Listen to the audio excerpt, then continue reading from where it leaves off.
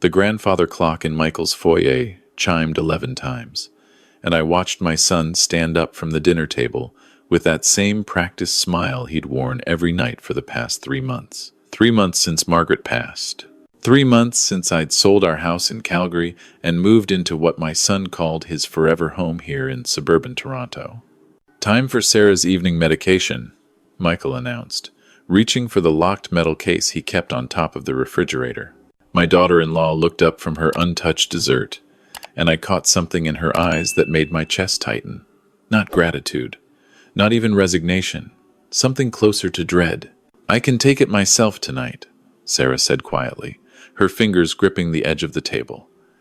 "You don't have to." "Nonsense." Michael's voice was warm, almost playful, but his hand was already on her shoulder, firm enough that I saw her wince. "You know what the doctor said. Someone needs to monitor your dosage. Can't be too careful with these medications." He looked at me with that same easy smile. "Right, Dad? You understand. These opioid prescriptions are serious business." I nodded, because what else could I do? My son was a successful pharmaceutical sales representative. He'd spent years educating doctors about proper medication management. Of course, he knew what he was doing. But as I watched them disappear upstairs, I couldn't shake the image of Sarah's face. The way her hands had trembled when she stood. The way she'd barely eaten dinner for the third night in a row. The way my 10-year-old granddaughter Emma had stopped talking during meals, her eyes fixed on her plate like she was trying to make herself invisible. I told myself I was imagining things. Grief does strange things to the mind. Margaret had been my compass for 43 years, and without her, I felt unmoored. Maybe I was reading darkness into ordinary family life, because my own life felt so dark. That night, I lay in the guest room that had become my room, listening to the sounds of the house settling around me. Michael and Sarah's bedroom was directly above mine, and through the heating vents, I could hear Michael's voice, low and patient, explaining something. I couldn't make out the words, but the tone reminded me of someone talking to a child, or a pet. 10 minutes later, I heard footsteps on the stairs. Michael's footsteps, heading back down to his office. I checked my watch. 11:23 p.m. Like clockwork. I'd noticed the pattern weeks ago but hadn't thought much of it. Michael often worked late. He had quarterly sales targets to meet, important clients in different time zones. But something about tonight made me restless. At midnight, I got up to use the bathroom. The house was dark except for a strip of light under Michael's office door. As I passed it on my way back to my room, I heard something that stopped me cold. Michael's voice, sharp and angry in a way I'd never heard before. "I don't care what you think you saw. You're confused. The medication makes you confused, remember? That's why you need me to manage it." A pause. Then Michael again. "Sarah, we've been through this. Your mother's money was supposed to be for our future, for the kids' education. I'm investing it wisely. You agreed to let me handle the finances when you got sick." My daughter-in-law's voice, so faint I almost missed it. "But the statements don't." "Don't what? Don't make sense to you?" "Sarah, you can barely remember what day it is. Yesterday you couldn't find your own car keys. They were in your purse the whole time." I stood frozen in the hallway, my engineer's mind automatically noting details. The condescension in Michael's voice. The way he interrupted her. The way he reminded her of her own supposed confusion. This wasn't a conversation. It was something else entirely. I crept back to my room, my heart pounding in a way that had nothing to do with my age. I sat on the edge of the bed, staring at the ceiling, and tried to make sense of what I'd heard. Sarah had chronic back pain from a car accident 5 years ago. I knew that. She took prescription pain medication. Michael managed it for her because, as he'd explained to me, she sometimes got confused about dosages. He was protecting her. He was being a good husband. Wasn't he? I thought about Sarah at dinner. The way she'd seemed almost surprised when I'd asked her about her garden, as if no one had asked her about anything in a long time. The way she'd started to answer, then glanced at Michael and trailed off. "I don't really garden anymore," she'd said. "I'm not up for it these days." But I'd seen her garden from my bedroom window, overgrown, neglected, the roses that were clearly her pride and joy gone wild. And I remembered Margaret telling me years ago, before the accident, how Sarah had won a local horticultural society award. "That girl has magic hands with plants," Margaret had said. "They bloom for her like they're showing off." I didn't sleep much that night, and the next morning, I started paying closer attention. It started small. Observation was what I'd done for 40 years as an engineer. Identify the problem, gather data, look for patterns. The pattern was there, once I knew to look for it. Every morning, Michael prepared Sarah's breakfast. "Her medication needs to be taken with food," he'd explain cheerfully. He'd hand her 2 pills from the locked case, watch her swallow them, then take the glass away. Sarah would pick at her food, then excuse herself to lie down. "The medication makes her tired," Michael would tell me. "Doctor's orders to rest." By the time she came back downstairs around noon, she'd seem foggy, disconnected. She'd start to say something, then forget what she was saying mid-sentence. Michael would jump in, finish her thoughts for her, explain what she meant. "Sarah has good days and bad days," he'd tell me sympathetically. "We just have to be patient with her." But here's what I noticed. On the mornings when Michael had early meetings and I'd made breakfast, Sarah was different, sharper. She'd laughed at something Emma said. She'd asked me about my career, remembered details from conversations we'd had days before. "I'm sorry I've been so out of it lately," she'd told me. "I think I need to talk to my doctor about adjusting my medication. But Michael says I'm fine, that I just need to give it more time." I'd nodded, smiled, poured her more coffee, and made a note in the small journal I'd started keeping in my pocket. The notebook was Margaret's idea, in a way. She'd always kept journals, pages full of observations about life, about people, about the small details that told larger stories. "The truth is in the details, Norman," she used to say. "You just have to pay attention." So I paid attention. I noticed that the locked medication case was always on top of the refrigerator, always within Michael's sightline. I noticed that Sarah never had her own key to it. I noticed that Michael measured out each dose himself, never letting Sarah see the bottles. I noticed that Sarah's mother had passed away 8 months ago, leaving her a substantial inheritance. Michael had mentioned it once, casually. Sarah's mom was smart with money, he'd said. Left everything in a trust for Sarah and the kids. Sarah made me the trustee to manage it, since she's not in a condition to deal with financial matters right now. I noticed that Sarah had mentioned wanting to visit her mother's grave in Ottawa, but never seemed to go. "Maybe next month," she'd say vaguely, "when I'm feeling better." I noticed that Emma had stopped inviting friends over. That 12-year-old Jake spent most of his time in his room with headphones on.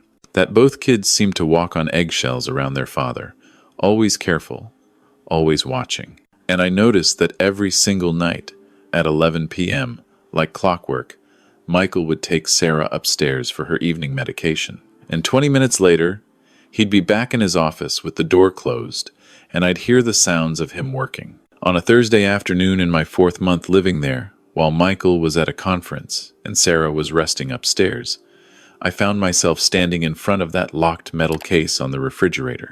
I'm not proud of what I did next.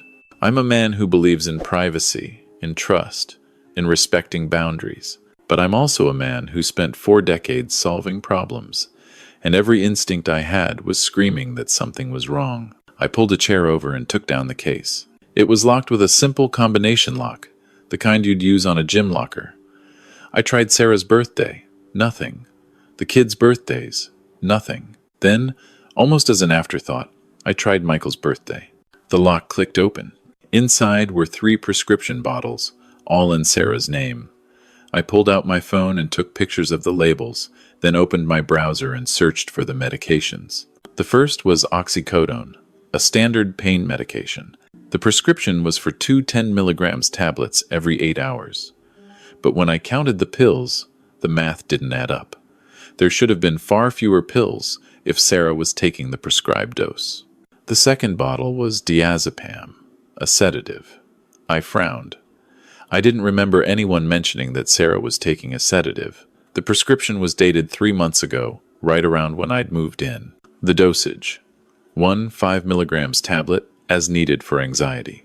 The third bottle made my blood run cold. Quetiapine, an antipsychotic.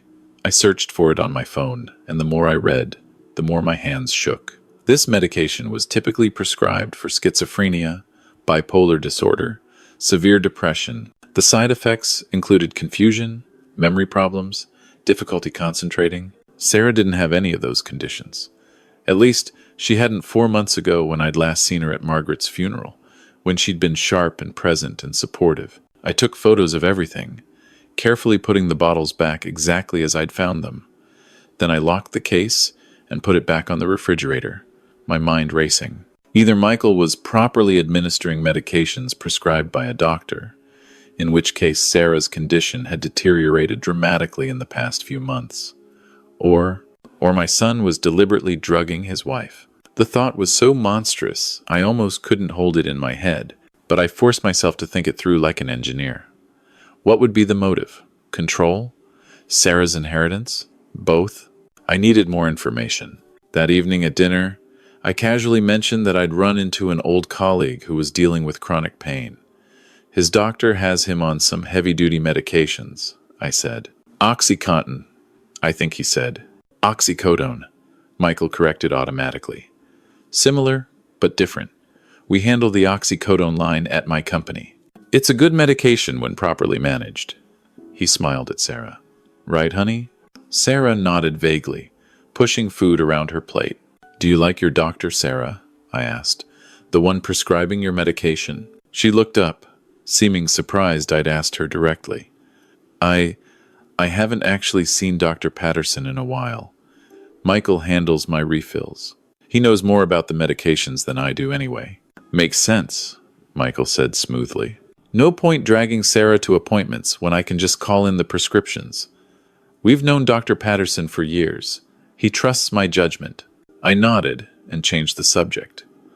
But later that night, I looked up Dr. Patterson online. His practice was listed, along with a note that he'd retired 6 months ago and his practice had been taken over by a Dr. Jennifer Walsh. So who was actually prescribing Sarah's medications? At 11 p.m. that night, I heard Michael and Sarah go upstairs. At 11:20, I heard Michael come back down to his office. I waited until 11:45, when I knew he'd be absorbed in whatever he was doing, then quietly climbed the stairs. Sarah's bedroom door was slightly ajar. I knocked softly. Sarah? It's Norman. Can I talk to you for a minute? There was a long pause, then a weak, come in. I found my daughter-in-law lying on top of the covers, still fully dressed, staring at the ceiling. The bedside lamp cast everything in a sickly yellow light. How are you feeling? I asked gently, pulling a chair close to the bed. Tired, she whispered. I'm always so tired. And confused. I forget things, important things. Sometimes I can't remember whole conversations. Michael says I'm getting worse. Her eyes filled with tears. What if I'm getting worse? Sarah, I said carefully. Do you remember what medications you're taking? She blinked slowly. The pain pills. For my back. And something for anxiety? Michael says I've been anxious. She tried to sit up, struggled, gave up. I don't remember being anxious before. But he's right. I must be. Why else would I need the medication? When's the last time you saw your doctor? She pressed her fingers to her temples. I don't remember. A few months? Michael said Dr. Patterson retired. He was going to set me up with a new doctor, but then he said we didn't need to rush. He could manage my refills. He's an expert. He works for a pharmaceutical company. Do you ever feel like you don't need the medication? I asked. Like you feel better without it? Something flickered across her face. Recognition. Fear. Sometimes in the mornings, before Michael gives me my pills, I feel clearer, like there's a fog lifting. But then I take the medication and... She trailed off, her eyes going distant. Michael says that's just the pain breaking through, that I need the medication. He's probably right. He usually is. The way she said it, automatic and hollow, made my skin crawl. It was like listening to someone repeat a script they'd been made to memorize. Sarah, I need to ask you something important. Do you trust me? She looked at me, really looked at me for the first time. Yes, she whispered. You're the only person who treats me like I'm still here. Like I still matter. You do matter. And I took a breath. choosing my words carefully. I think something isn't right with your medications. I think you might not need all of them. Her eyes widened. But Michael said, I know what Michael said. But Sarah, I looked at your prescription bottles today. I'm worried that you're being given medications you don't need. Medications that are making you confused on purpose. On purpose? She struggled to sit up again. And this time I helped her. Why would anyone do that? I didn't want to say it. I didn't want to believe it myself. But Margaret's voice was in my head. The truth is in the details, Norman. Your mother's inheritance, I said quietly. Michael mentioned he's managing it as trustee. Do you remember agreeing to that? She pressed her hands to her face. Bits and pieces. He said I wasn't capable of managing money in my condition, that I needed him to handle it. He had papers. I signed them, but I don't remember. She looked up at me, terror in her eyes. I don't remember what they said. What if I signed away? We heard footsteps on the stairs. Michael, coming up. Don't tell him we talked, I said urgently, standing. Act like you're sleeping. I need time to figure this out. Can you do that? She nodded, quickly lying back down and closing her eyes. I slipped out of the room just as Michael appeared at the top of the stairs. Dad, everything okay? Fine, I said, keeping my voice casual. Heard a noise. Thought I'd check on Sarah. She's sleeping. Michael looked past me into the bedroom, then back at me. For just a second, I saw something in his face that wasn't my son. Something cold and calculating. She needs her rest, he said. The medication helps her sleep. Doctor's orders. Of course, I said, and headed back to my room, feeling his eyes on my back the whole way. I lay awake most of that night, my mind working through the problem like I used to work through engineering challenges. Identify the issue, gather evidence, develop a solution. The issue. Michael was systematically drugging and manipulating Sarah, likely to maintain control of her inheritance and keep her compliant. The evidence. So far, just photos of pill bottles and my own observations. Not enough. The solution? I needed proof, hard proof, and I needed to do it without Michael knowing I was onto him. The next morning, I called my own doctor back in Calgary, Dr. Huang. We'd golfed together for years. I trusted him. Norman, good to hear from you, he said warmly. How's Toronto treating you? It's fine. Listen, James, I need to ask you something in confidence. It's about my daughter-in-law. I explained the situation as clinically as I could, reading him the medication names and dosages from my photos. There was a long silence on the other end. Norman, Dr. Huang said finally, his voice serious. If what you're describing is accurate, this is medical abuse. That combination of medications, particularly the quetiapine, would absolutely cause the symptoms you're describing. Confusion, memory loss, sedation, and if she's not actually presenting symptoms of psychosis, there's no legitimate reason for her to be on an antipsychotic. Could someone order those prescriptions without actually seeing the patient? It would be unethical. But if someone in the pharmaceutical industry had connections, relationships with doctors, it's possible. I've heard of it happening. He paused. Norman, this is serious. If your son is doing this, it's not just abuse, it's potentially criminal. You need to involve authorities. I need proof first, I said. Real proof. Otherwise, it's just an old man's suspicions against his successful son. Be careful, Dr. Huang warned. People who do things like this don't react well to being exposed. I thanked him and hung up, then sat in my room, thinking, I needed irrefutable evidence. I needed to catch Michael in the act. That's when I remembered my old nanny cam. Margaret and I had used it years ago when we'd had concerns about a babysitter. It was a small device that looked like a phone charger, with a hidden camera and audio recorder. I'd packed it when I'd moved, more out of habit than any real purpose. Now I had a purpose. The next day, while Michael was at work and Sarah was resting, I carefully set up the camera in Sarah and Michael's bedroom, angled to capture the area around the bed where Michael gave Sarah her medication. I disguised it as a phone charger plugged in near their dresser. That evening at 11 p.m., I watched my son take Sarah upstairs with that same practiced smile. And 20 minutes later, I went to my room and pulled up the camera feed on my laptop. What I saw made me want to weep. Michael stood over Sarah with the pill bottles. But he wasn't just dispensing medication. He was coaching her. His voice low and patient. "You're getting more confused, aren't you, honey? Having trouble remembering things?" Sarah, already groggy, nodded. "That's because your condition is worsening. It's not the medication. It's your illness. The medication is what's keeping you functional at all. Without it, you'd be completely lost. You understand that, right?" Another nod. "Good girl. Now, your mother's money. I've been investing it wisely, like we agreed. But you keep questioning me about it. That's the confusion. Talking. You signed the papers. You gave me control because you trust me. Remember?" "I trust you," Sarah mumbled. "Say it again. I trust you.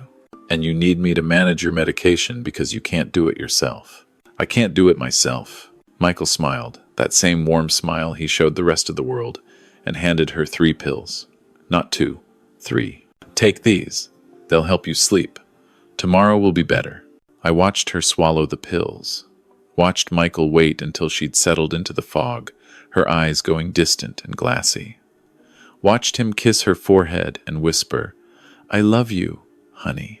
I'm taking such good care of you." Then he left, closing the door behind him, and went down to his office. I sat in my room, trembling with rage and grief.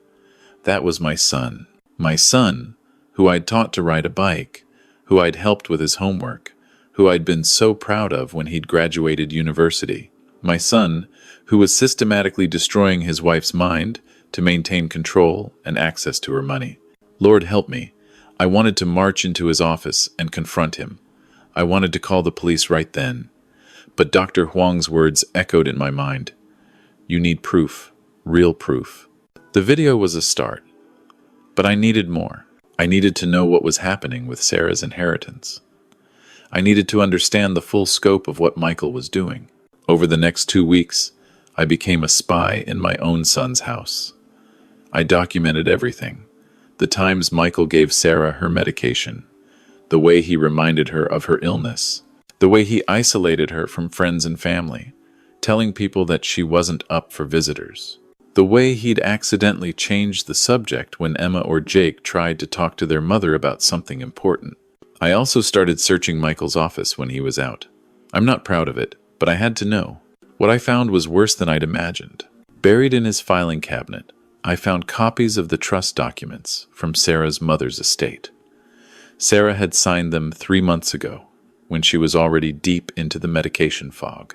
The signature looked shaky, uncertain. Nothing like the confident script I remembered from birthday cards and thank you notes years ago. Michael had been named sole trustee with complete discretion over disbursements. No oversight, no accountability. I also found bank statements showing withdrawals. 50,000 here, 30,000 there. Transfers to accounts I didn't recognize. In total, over $200,000 had been moved from the trust in just 4 months. And I found something else, prescription pads, blank ones, with Dr. Patterson's old practice information pre-printed on them. Michael was writing his own prescriptions for Sarah. I took photos of everything, my hands shaking so badly I had to steady my phone against the desk.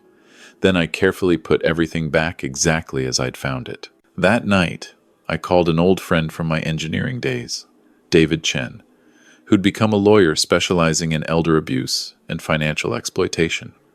I explained everything. "Norman, this is serious," David said. "What you're describing is criminal, fraud, forgery, potentially poisoning or assault with the medication issue. But here's the problem. Sarah is the victim. But if she's as compromised as you say, she may not be able to testify effectively or even understand what's happening to her.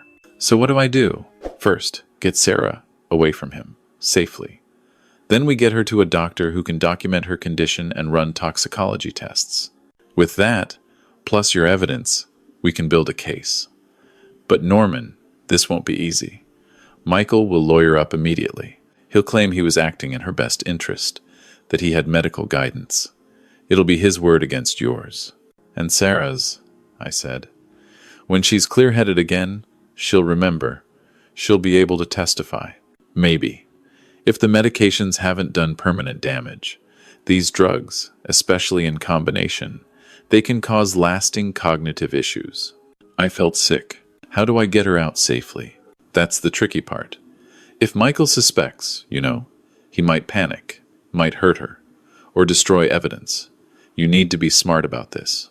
We talked for another hour, David walking me through the legal process, what evidence would be most useful, how to document everything properly. By the time we hung up, I had a plan. The next morning, Michael mentioned he had a 3-day conference in Montreal. I hate to leave Sarah, he said, but it's required for work. Dad, would you mind keeping an eye on things while I'm gone? Of course, I said, seeing my opportunity.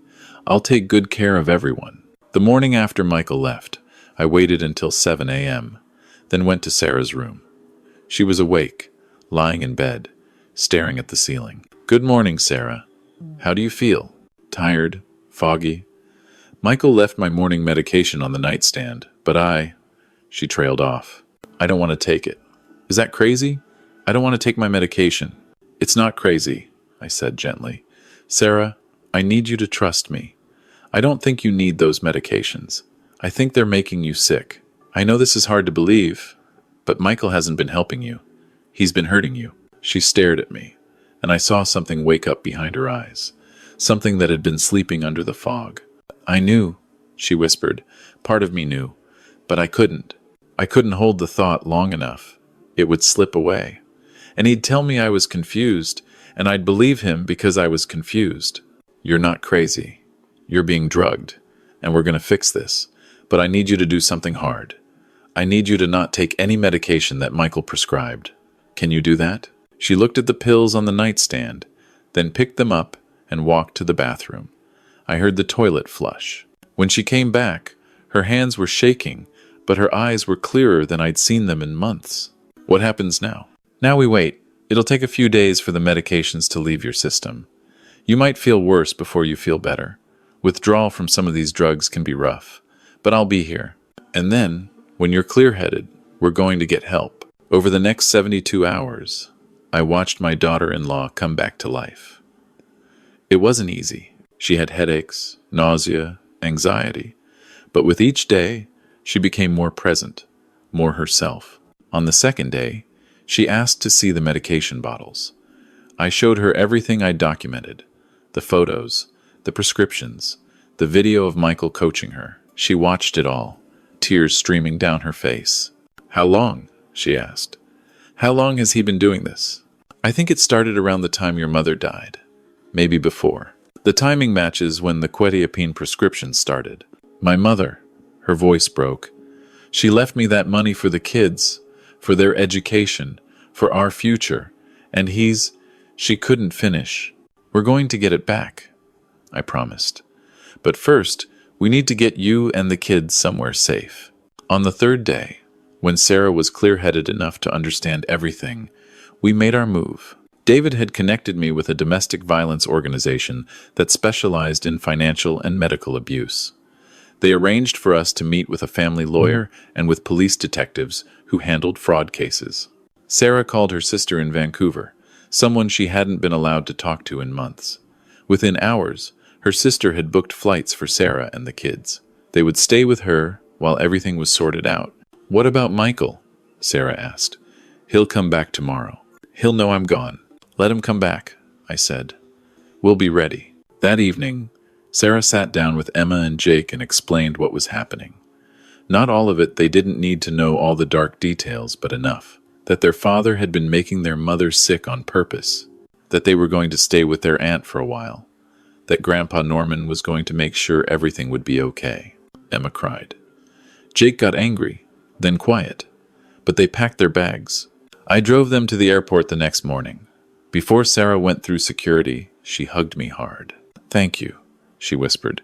You saved my life. Literally. You saved yourself, I told her.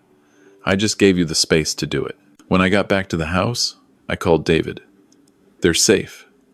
Now what? Now we call the police. 2 detectives arrived that afternoon. I showed them everything. The videos, the forged prescriptions, the financial documents, the medication bottles. Doctor. Huang had faxed over his medical opinion. David had prepared a legal brief.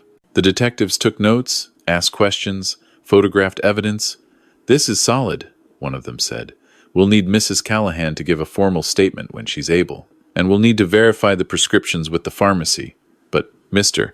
Callahan, what you've documented here, this is enough for a warrant." Michael came home that evening to find me sitting in the living room with two police detectives. I'll never forget the expression on his face. Confusion, then recognition, then calculation. His mind working through scenarios, looking for an exit. "Dad? What's going on?" "Michael Callahan," one of the detectives said, standing. "We have a warrant for your arrest for fraud, forgery, and assault.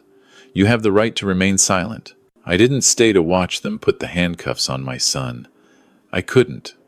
I went to my room and called Sarah to tell her it was done. Then I sat on the edge of the bed and cried for the first time since Margaret's funeral. I cried for Sarah, for what she'd endured. I cried for Emma and Jake, who'd have to grow up knowing what their father had done. I cried for the son I thought I had, and for the monster he'd actually become. And I cried for Margaret, wishing she was there to help me make sense of it all. The legal process took months. Michael hired an expensive lawyer who tried every angle, claimed he'd been acting in Sarah's best interest, that he'd had medical guidance, that it was all a misunderstanding. But the evidence was overwhelming. The forged prescriptions, the financial fraud, the video of him systematically gaslighting his wife while she was incapacitated.